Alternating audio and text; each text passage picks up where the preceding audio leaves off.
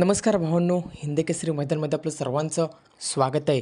तर भावांनो, आज भव्य दिव्य असं ओपन बैलगाडी शर्यतीचं मैदान म्हणजेच भावांनो आज आपल्याला थार गाडीचं मैदान बघायला मिळालं आणि या थार गाडीच्या मैदानामध्ये कोणी केला एक नंबर हेच तुम्हाला या व्हिडिओच्या माध्यमातून सांगणार आहोत. कारण भावांनो, या फायनलच्या फेऱ्यामध्ये आपल्याला रती महारथी पळताना दिसाले. तसंच भावांनो, आपला सर्वांचा लाडका रुस्तम द्वादश हिंद केसरी बकासूर कडेने पळताना दिसला आणि आज बकासूरचा पायरा होता तो म्हणजेच पंढरीशेठ फडके, दादा सरकार, विगर पनवेल यांचा सर्जा. तसाच भावांनो घोडचा सर्जा आणि लखन आपल्याला पळताना दिसाले.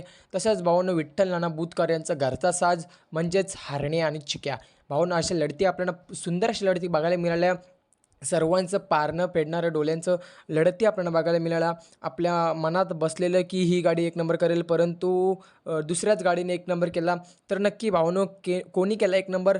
तर भावांनो आकाश शेठ राऊत यांचा आपल्याला शंभू पळताना दिसाला. शंभू 12-13 आणि त्याचा पहिरा होता रायबा. भावांनो, शंभू आणि रायबा सुंदर गाडी पळाली आणि आजच्या मैदानामध्ये थार गाडीचे मानकरी ठरले. भावांनो, आज वाटलं देखील नव्हतं ही गाडी एक नंबर करेल, परंतु सर्वांचं डोळ्याचं पारणं फेडलं आणि आजच्या मैदानामध्ये एक नंबरचे मानकरी ठरले. सर्व नंदीनं शुभेच्छा. आज बकासूर गुलालामध्ये राहिला हेच आपल्याला भरपूर आहे भावना. आज बकासूरला गुलालामध्ये बघायचाच होता. आज बकासूर गुलालाचा मानकरी ठरला.